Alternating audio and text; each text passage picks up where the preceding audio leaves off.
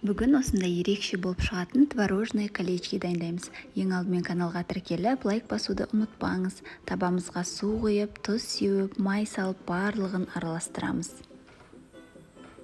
Май еріп қайнай бастағанда аз бөлшектен ұн сеуіп араластырамыз.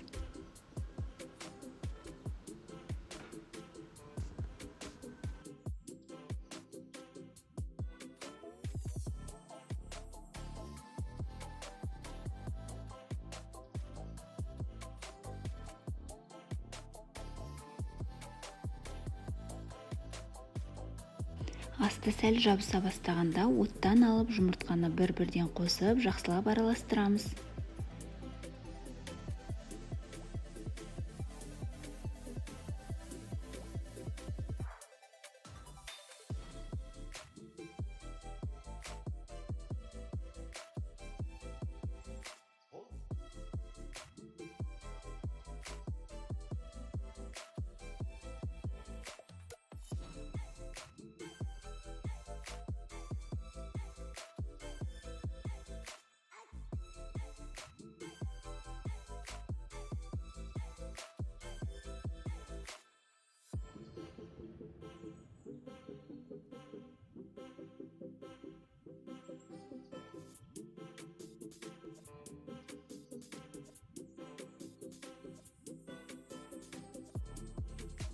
Осындай созылмалы масса шыққан соң, кондитерлік мешокқа салып, домалақ колечкалар жасап шығамыз.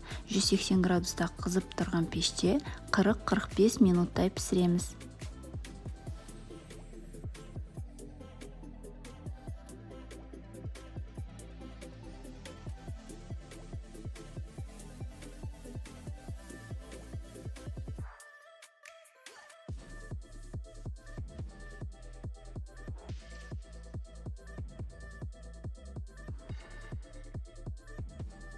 Кремін дайындаймыз. Алдымен бөлме температурасында тұрған сары май мен қант ұнтағын миксерлейміз, немесе блендермен езіп аламыз. Мен мұздатқыштан сары майды алып бірден пайдаланғандықтан, осылай ұзақ уақыт блендерлеуіме тура келді. Сіздер менің қателігімді жасамаңыздар. Міндетті түрде бөлме температурасында тұру керек. Массамыз ағарғанда творогты салып, блендермен тағы да араластырып аламыз.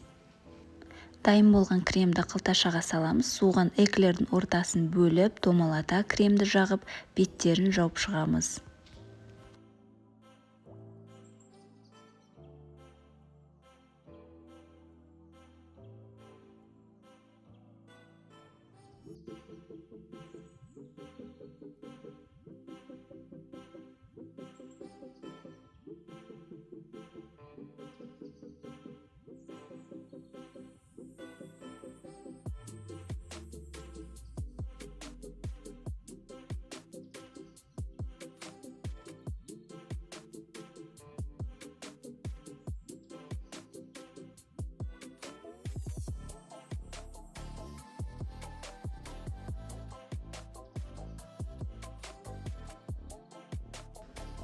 Бетіне қалауларыңыз бойынша кез келген нәрсе себе аласыздар. Мен қант ұнтағын септім.